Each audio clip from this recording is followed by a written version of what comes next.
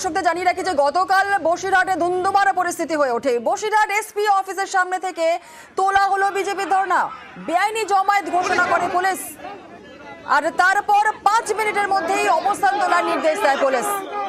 অবস্থান না তোলায় পুলিশি অভিযান। বসিরহাট এসপি অফিসের সামনে থেকেই সুকান্ত মজুমদারকে গ্রেফতার করে পুলিশ।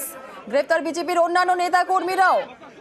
গ্রেফতার করে নিয়ে যাওয়া হয় সরাসরি বসিরহাট স্টেডিয়ামে সুকান্ত মজুমদার এবং অন্যান্য কর্মী সমর্থকদের। বসিরহাট স্টেডিয়াম থেকেই ব্যক্তিগত বন্ডে জামিন, পিআর বন্ডে জামিন পান সুকান্ত মজুমদার এবং বিজেপির অন্যান্য কর্মী সমর্থকরা। পিআর বন্ডে পুলিশ আমাদেরকে সই করিয়ে ছেড়ে দিয়েছে। এই স্টেডিয়ামে নিয়ে এসেছিল খেলতে। খেলা আমরা দেখাবো, 24-এ খেলা দেখাবো আর 26-এ ভয়ঙ্কর খেলা দেখাবো। আমরা সব হিসেবের খাতায় লিখে রাখছি, কোনোটাই মাফ হবে না। রাত 12:10 সেই সময় শুরু করে পুলিশের মাইকিং। পুলিশ মাইকিং শুরু করে রাত 12:10।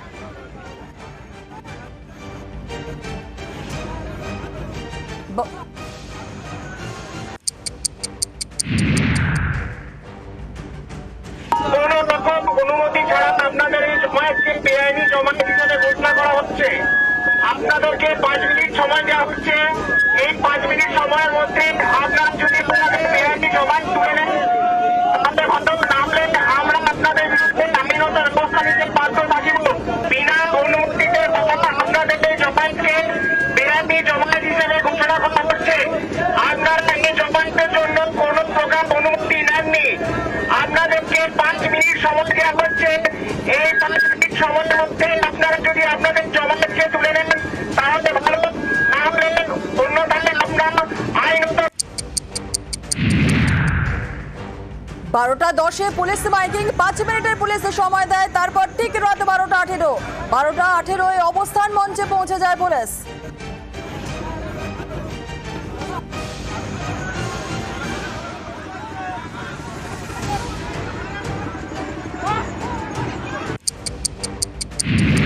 এরপর রাত 12:20 আটক প্রক্রিয়া শুরু করে পুলিশ।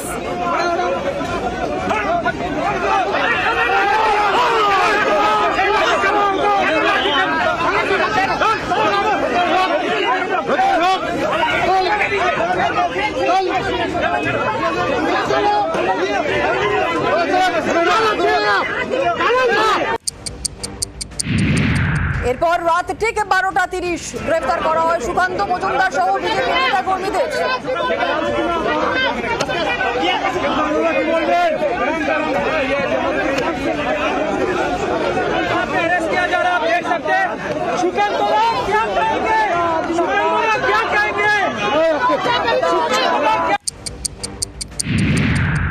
এরপর রাত 1:20 জামিনে ছাড়া হলো সুকান্ত মজুমদারকে। পিআর বন্ডে জামিন পান সুকান্ত মজুমদার।